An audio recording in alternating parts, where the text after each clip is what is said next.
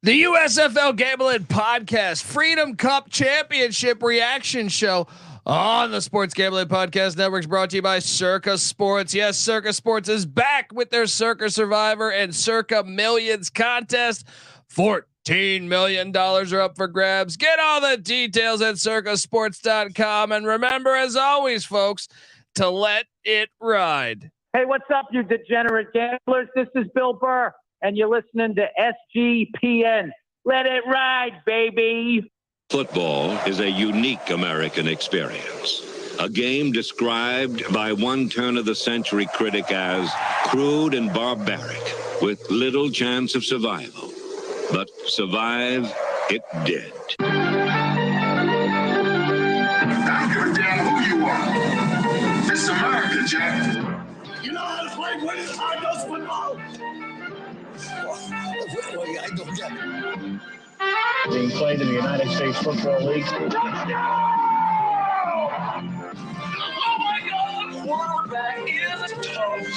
We sometimes forget that football, being the consummate team sport, is a great deal more successful when you do play as a unit and don't rely on individual talent. Frankly, I'm impressed with the USFL. America, this league is good for America, and football is a sport that is made for television. That is football.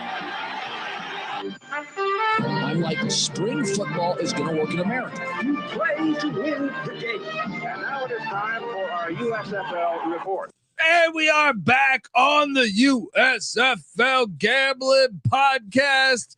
Oh, it is a brand new day, Patty C, but not really compared to last season. Well, I guess, hold on. I'm getting ahead of myself as the Freedom Cup comes to an end. But look, perhaps you're wondering just who the hell you're listening to. Well, my name is Colby Swigga Database Dan, a.k.a. Pick Dundee. That's not a pick. This is a pick. He was raised in the land down under, where a man thinks on his feet, speaks with his fists, and lives by his wits. When Dundee happened, he was a superstar. I smoke and I drink, and I don't have stress, and I'm healthy. And you're nothing but a chameleon, lemon-headed, coward, terrorist pussy. And I'm after you, buddy. You're going to pay for it. Good night.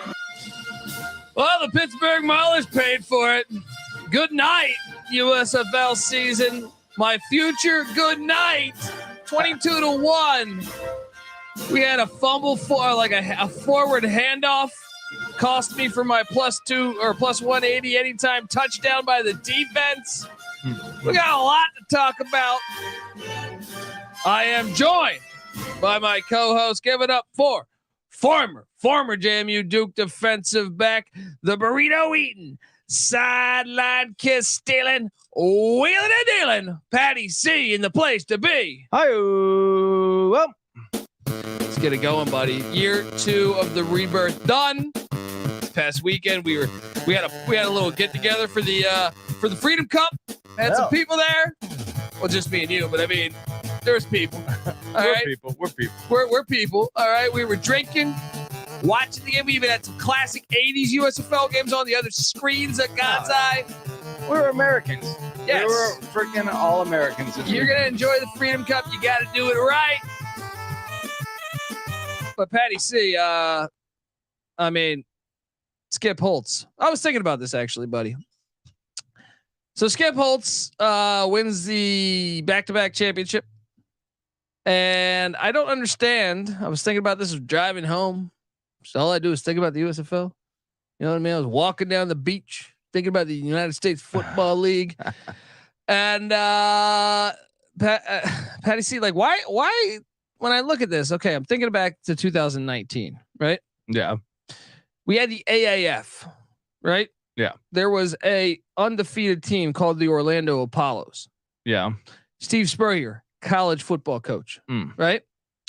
2020, June Jones and the Houston Roughnecks were undefeated before COVID struck. In the first XFL rendition. Yeah, well, second, actually. Second, yeah, I guess. College football coach, right? There you go. And now you've had Skip Holtz dominate this league 2 years in a row, college coach. And then if you dive deeper,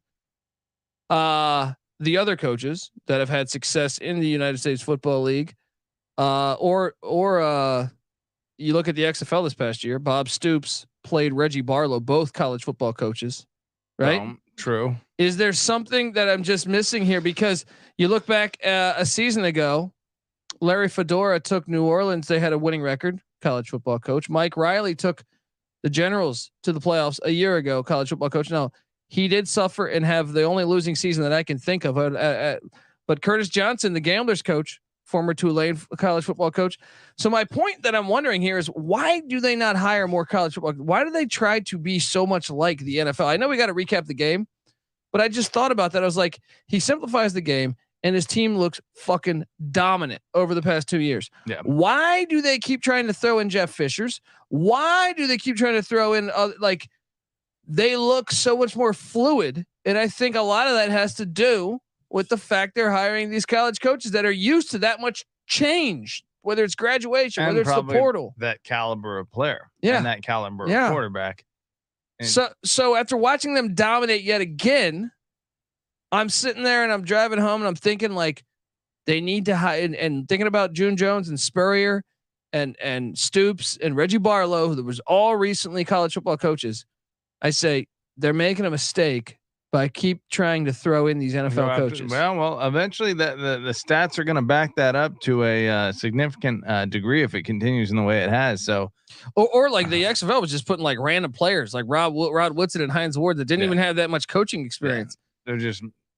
They're just getting big names for people to recognize for the beginning of their league. But when they want to actually make effective winning football and the organizations, because right now, especially with the XFL, it's league run. So is the USFL, but the XFL is probably a little more worried about making a splash in year one. They're a little more gimmicky. Yeah. So I do think that, especially when these teams, which I guess the plan is eventually to sell them off to private owners and have it be kind of more like an NFL model with each organization running itself. Then you would figure they're going to go for what's going to get them the wins. And if it is college football coaches that prove to be the best out there, then hopefully they'll figure that part out. Yeah. I don't know. I just feel like it's obvious when we've watched a lot of these spring leagues, and since 19, those are the ones that stand out to me, and they're all college coaches that dominate. Yeah. Well, it almost makes you wonder, how they would do at the pro level if they were given that. Well, Spurrier, we saw struggle. June Jones took the Falcons to the playoffs. Yeah. Yeah. Saban didn't stay long enough to. But there's still Harbaugh and there's Pete Carroll and there's examples now. Kingsbury failure, Matt Rule failure, but I mean it's 50-50. I feel like Jimmy Johnson obviously had the huge success there. Barry Switzer when he jumped up, won a championship. Being having the most talented team goes both ways. Yeah, but either way, I'm just curious. Now let's talk about the game, because people are saying, "Hey, what the hell? You were sitting there. We want to hear about the game." But before we do that, I want to tell you that the USFL Gambling Podcast is brought to you by Circa Sports. Yes, Circa Millions plus Circa Survivor are back. $14 million in guaranteed prizes are up for grabs. Circa Millions at 5 NFL picks ATS each week against the spread. That's all you got to do. All right. And kick ass. And then you're going to be a millionaire. All right. Circa Survivor, also just pick a different moneyline winner each week, and boom, you can enter in Las Vegas. Play from anywhere. All right. Sports Gambling Podcast. Myself, the crew, everyone's going to be out in Vegas last weekend in August. Circasports.com for all the details. Circasports.com. What would you do, Patty C, if you won $14 million? Would you buy yourself an igloo? What would you do? I would bet the Birmingham Stallions a 3-peat next year, and I'd put all $14 million down on that. You wouldn't invest in a USFL franchise, huh? I could probably buy one with that, couldn't I? Yeah, I feel like you could. I feel like you could have the gunslingers going. But yes, folks, check it out. It's all fantastic. Circasports.com. Remember, as always, to let it ride. All right, we are back on the USFL Gambling Podcast. Patty C, now it's time to just dive into the game, because I thought early on Pittsburgh got out to a 3-0 lead, I feel like, or was it 6-0?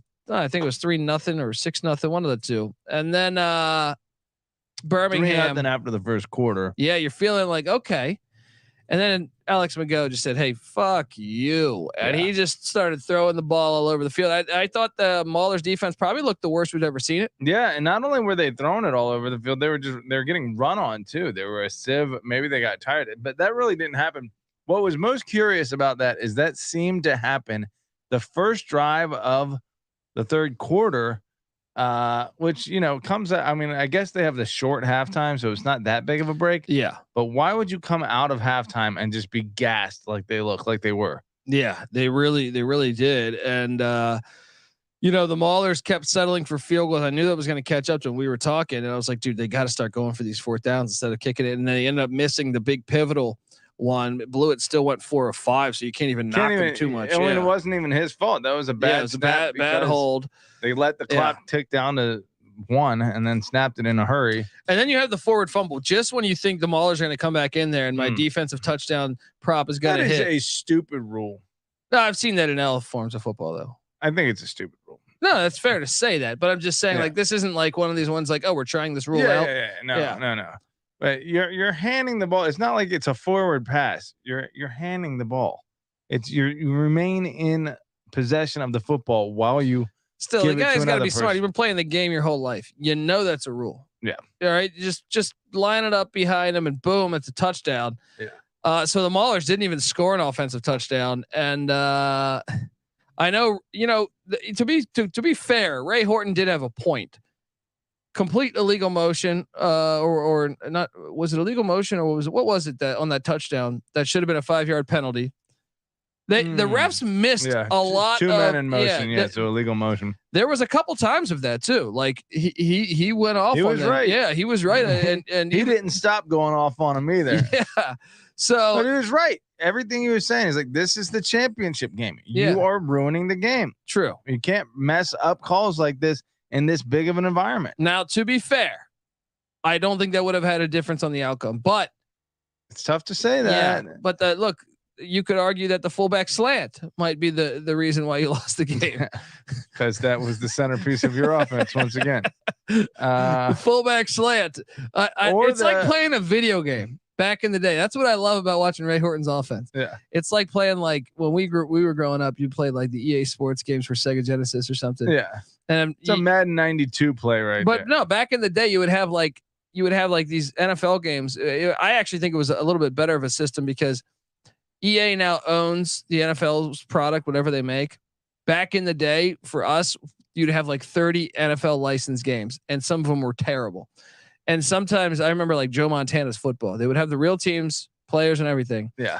But it was like they didn't figure out the game yet, and only a couple plays would be consistently working. Right. So that's what I mean. It's like fullback slant would be working, and you just dial that up all game. That's the glitch right there. They got figured out.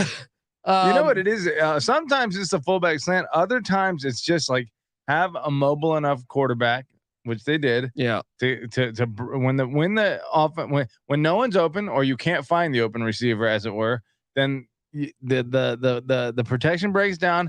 You scramble through an opening in the line of scrimmage, and then you have a fullback breaking across the middle of the field, and you shuffle past it to him. So I don't know if that's a slant or just like an ad lib play that they have figured out, but it keeps working to the point where it gets some field goals, but nothing more than that. Yeah. Now, so, I mean, Birmingham put it on them. I mean, late, at least it seemed like or at least like second and third quarter. You could argue Pittsburgh got a little momentum in the fourth. Yeah. But Birmingham, they were just a far better team. Very much in control. But here's my thing. If Birmingham did this, Scarborough didn't play the whole season besides week 1, right? Yeah. Shark Dog was out most of the year. Yeah. Jamar Smith injured week 1, out for the season. Yeah. Marlon Williams injured week 1, out for the season. And then the MVP from last year's Freedom Cup was in the XFL.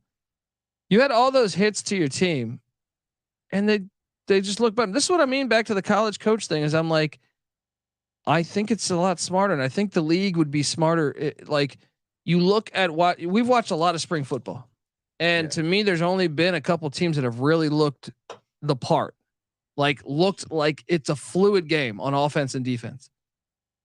How much of that though do you think is just like talent and maybe he's got an eye for talent. I do think he's simplifying the game. I think that's what I think. But I think having a dude like Alex McGough, I mean, he's throwing in this double with coverage. Jamar Smith. Yeah, no, I mean, that's what I'm saying. You got two, but that they're probably not in reality. I mean, they look amazing compared to the other quarterbacks in the league. I think they are better, but they probably look a lot better too because they're in a system that, allows them to flourish. But it's like where we saw PJ Walker in the XFL 2.0. We saw Jordan Te'amu. That's a good example. He looked like ass with Todd Haley last year. Yeah. He goes to Reggie Barlow, who recently coached college. And to me, they just looked completely better. Yeah. Why is that? Why can they do that? That's why, to me, if I'm trying to make the product more sellable, and I know Moose Johnston's got NFL connections. Yeah. And broadcasted, and he wants to try to be like the NFL, which I actually urge them not to. Mm-hmm. Is maybe you go for more college coaches where the game will look fluid, and that sells better on TV. Because watching them all look, and Ray Horton did a great job from year one from taking over Kirby Wilson. But I will say, you watch that offense. I saw you even tweet this out. It makes you want to vomit watching that offense. Same with to me, a lot of the league. Like as much as I think the USFL's product is better than the XFL's product. Yeah. As far as on-field performance, you still watch like the Michigan Panthers offense, 2 weeks ago against Philadelphia, and you go, this game is fun. It's entertaining, but the offense, it's like they haven't practiced before. Yeah. Right. Again, with Pittsburgh, talent an issue. I mean, Marable, even as the backup, far more talented than Garrett Grosha. But they could have got a different running back. They re-upped on him. That's on them. Yeah. So I don't think that that's necessarily, a college coach being superior as it is for one team having shit management and talent acquisition. But habits. Like I said, I don't even think it's this example. I think it's everything. The Orlando Apollos in the AAF, June Jones when he was with the Roughnecks. There's something about what they do. And that's why if I were them, instead of keep trying to get John DiFilippo, who I think did a decent job. Yeah. Or all these NFL guys, Mike Nolan and stuff, I would be like, dude, what is Bronco Mendenhall doing? What is Gary Patterson doing? What is like some of these college coaches that have really adapted to change? Cause you have to in the college game. Yeah. I think you're right. I think that, I think the game is probably more in line with what a college coach is dealing with, in the in game and in preparation.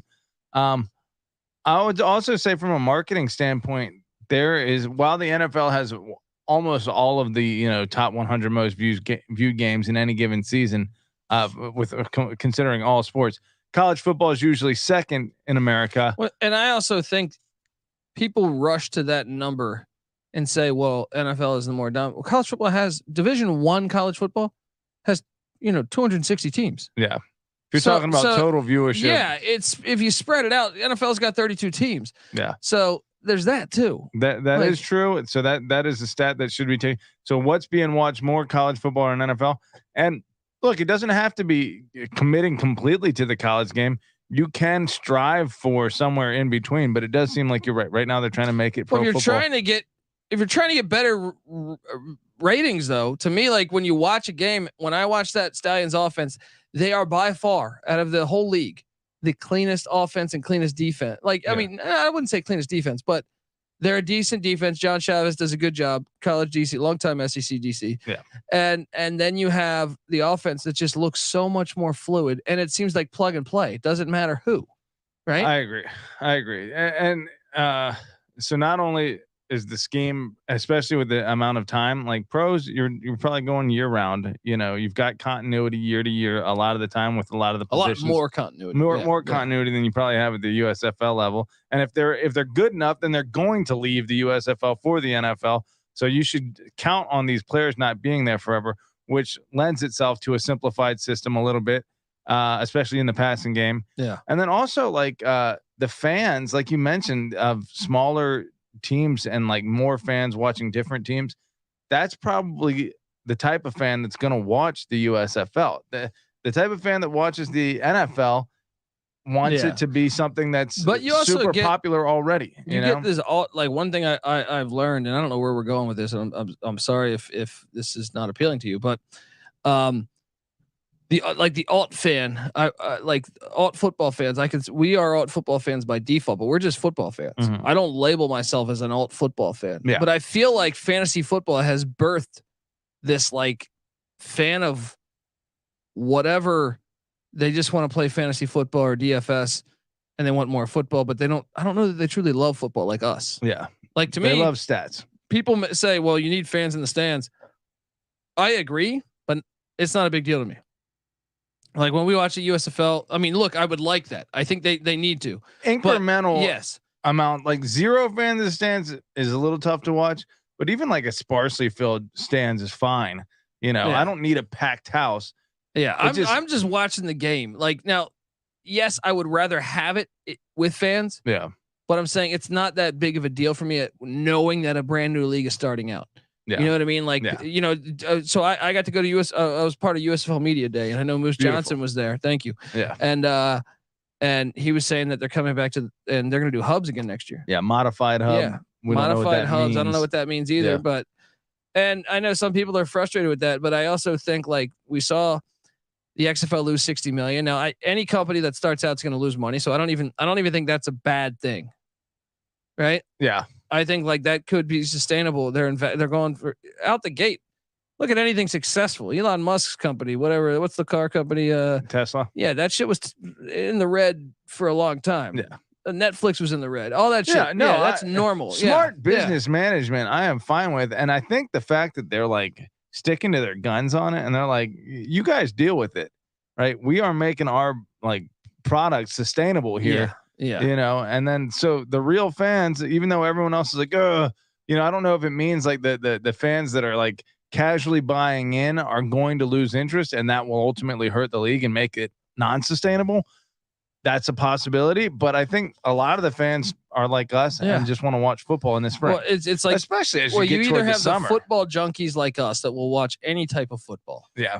Or you have the alt, like the I shouldn't say the alt, but like the fantasy football. Yeah. Alt, like, you know, and it makes a weird mesh of fans for these spring leagues. But either way, I was a bit surprised that Moose Johnston said that, and I got, you know, I don't know. What do you make? What do you make of it next year? So we're not going to have the home environments. What do you think? Well, I saw speculation that there would be a few teams playing in the home environment, a few teams playing in the hub, hence the modified hub. But that's pure conjecture. We have no idea if it's back in the hub. Then get out of Ford Field. That is the worst one. It is what it is. You know, that's an NFL stadium. They can't pack an NFL stadium. Play in a fucking small stadium. That's true. If you're worried about like empty seats being like aesthetically unpleasing to you and that affecting like your ability to enjoy the game, then why don't you just play in a smaller stadium instead of trying to play in a fucking like gigantic stadium? I don't get it, but the Maulers. If Ray Horton comes back next year, Patty C, are you optimistic they will be back in the Freedom Cup? No, but I think he'll do a good job. I think he did a pretty good job this year. I think they obviously have a long way to go offensively. I think they were a 4-6 team this year. They're about a 5-5 team next year, maybe. I'm going to ask you again for this. Okay. But look, before we get out of here, we're going to tell you that the USFL Gambling Podcast is brought to you by Underdog Fantasy. Best Ball Mania is here, and Underdog Fantasy is giving away $15 million in prizes. Underdog Pick'em is also a great way to get down on your favorite MLB and NFL season player props. And when football season rolls around, they had USFL. Obviously, USFL season comes to an end with the Freedom Cup, and now for college football and NFL, they'll have that shit out there. So check that out. There's so many ways to win over at Underdog, and Underdog's available in so many states. Head over to UnderdogFantasy.com. Use that promo code SGPN for 100% deposit bonus up to $100. Once again, that's UnderdogFantasy.com. Promo code SGPN. All right, Patty C. Is Skip Holtz? Let me ask you this. We're assuming Alex McGough is going to be on an NFL roster, correct? I guess you would think so, but so if Jamar Smith comes back next year, are they going to win again? Yeah, they're favorites. I think if they have either of those two dudes at the helm, they're in good hands. Alex McGough was wearing a pearl necklace, if I'm not mistaken. Someone needs questionable, a little questionable there, but hey, I mean, what coaches do you want to see gone? Heading into next year, or or not, you know? Let's see. Who did we have? We had Skip Holtz at Birmingham. We had so Holtz has got to come back because he's looking like friggin' Lombardi right now. Yeah. Gotta have the dynasty. Curtis Johnson at Houston. Sure. I mean, he had a winning season year one. Yeah. Solid. Todd Haley at Memphis. I mean, you know my opinion. He had a winning season too, Colby. Did he? I thought he went 500. Maybe he did. No, I thought they'll. Oh, did he went 5 and 5? Okay, yeah, you're right. Mike Nolan. Mike Nolan was he wearing the suit this year? I mean, they made the playoffs, so I could see them making the case. If it was up to me, get him out of here. There it is. Yeah. Mike Riley. I'll give him one more year because of year one he looked good. They started pulling that quarter. That seat should be hot. He was the worst coach in the league this year. I agree, but last year he was very good. Yeah. And they cut Dakota Pro Cup for some strange reason. He's back in the CFL with the Blue Bombers. Worse than Steve Spurrier in the 90s with the quarterbacks. Yeah, I've never seen anyone like Mike Riley this year with quarterbacks. Pretty bad. John DiFilippo. I mean, to me, he overachieved my expectations. Now he did the same as Fedora, and if anything, Fedora was more competitive in that game against the Stallions. Yeah, but as much as I would like to see a different guy there, I don't know how you fire him. Oh, he's a JMU Duke right here. So like, I think he should have been coach of the year. Let's be honest. Bart Andrus. I mean, he went to the Freedom Cup in year one. I think he needs to be back. So to me, Michigan. Lastly, and Ray Memphis. Horton. Horton's got just because you went to the championship. I don't understand how you fire him. Yeah, he did a good job. I think Memphis go out and get Justin Fuente. And what about Michigan? Hold on, let's think of Memphis. Who else they could get? Justin Fuente. Like I said, there's who's some retired coaches out there? June Jones. Yeah. June Jones. June Jones is old, but I think it makes a lot of sense. Is that the that's the I guess though the former player thing works. But June Jones just took the Seattle team to the playoffs in the XFL. He was undefeated last time he was a head coach in one of these leagues. Yeah, no, he's a good coach. They should consider him. They should consider Justin Fuente. They should consider who else we got, Patty C. Who's the coach? Who do you think you think there's some other college coaches that would jump on this that are older college coaches that got canned? Who is it? Yeah, who's a recently I'm drawing blanks on I wish Schnellenberger was around. You think Frank Beamer would take it? No. Get Bud Foster. Paul Johnson? We've lobbied forever, but they're not going to do that. Paul right? Johnson, Paul Johnson should. Pittsburgh's offensive coordinator. Oh man, please, baby, we would be so watchable. That'll be Ray Horton. If you're listening to this, go get Paul Johnson as your offensive coordinator, and you will win the USFL Championship next year. What about Bronco Mendenhall to Michigan? Sure. I'm trying to think of who else could they get. Brady Hoke, who's a Michigan legend. Let's get Tom Brady. What? I don't want to see that's like an XFL move. Yeah. I don't want to see that shit. Just putting a player back there. I'm just talking about what's a regional fit. Give me something like. No, I want to see. I don't care about the name in the city. That's XFL stuff. To me, I want to see like scheme. Okay, what scheme? Scheme, like to me, is what makes it appealing. Sure. Like that's why Skip Holtz is dominating this league. No, what are some of the most compelling schemes we've seen? Well, that's why I thought Mendenhall, that offense he had with an eye at Virginia, would be interesting. Oh, that'd be fun if they both went over there. We're the most multiple offense in college football. Who's a coach that got fired recently that you just think like possible? Gary Patterson. Once again, he doesn't bring the offense with him. We're gonna have to do some research. Hal Mummy. I mean, Hal Mummy to the league. Raid, yeah. I don't know, folks. It's been a wonderful season. Patty C, was year 2 better than year 1? I think so. I think it was about the same, maybe a hair better. I think it was a little bit better. The product was better. Yeah, that's what I'm saying. The product was better. The excitement level was. The championship game was better last year. Yeah. But this year's like on the field play better than last season. Absolutely better. And the Maulers uniforms certainly better than last season, but the Showboats uniforms were a fucking fail. Let me give you a my dad, ultimate casual, right? Yeah. Football fan, right? Been a casual fan for his whole life, but he's still a casual, right?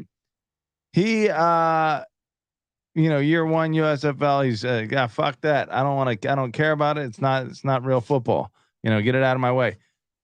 this year, I've got him watching it. He has to admit the quality of the play is freaking excellent. Yeah. He still hates the fact there are no fans. He can't take it seriously because there's no fans. But that's what the lay fans complain is. But once again, the lay fan, right? Fuck them. They're not. You know what they're I mean? not Like, watching. They're not invested long term in this thing. But if the quality of football, if he's willing to admit that, then yes, I would say that's absolutely the case. And when the fans finally come along, they're going to go, "Oh, this is great football." Boom. And don't act like, dude, I was watching, we watch old NFL games, old college football games, old anything. Yeah. USFL, CFL, whatever here at the studio. I was watching like NFL game from like 1991 where no one was at the Jets game. Yeah. Like nobody. Yeah. This is like a Jets week 10 matchup.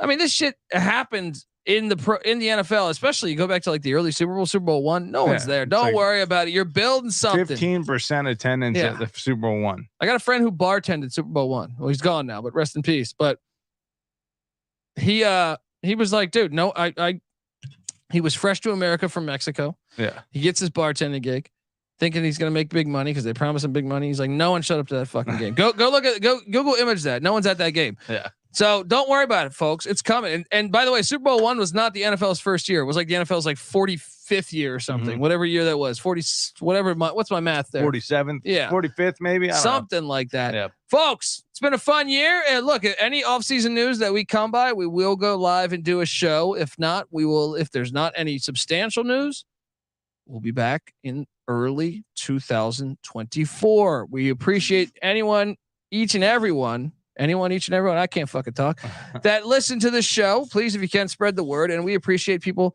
that enjoy the United States Football League because we think we got a good thing going here. Let's keep it going. Spread the word, folks. This is the USFL Gambling Podcast. Make sure you give us a follow on Twitter at USFL Gambling. Also, you can watch this show on YouTube, youtube.com/USFL Gambling. So check that out. And folks, until next time. This is the United States Football Podcast, Gambling Podcast. I can't fucking talk. You better start thinking about yours. And we out of here. Run and shoot.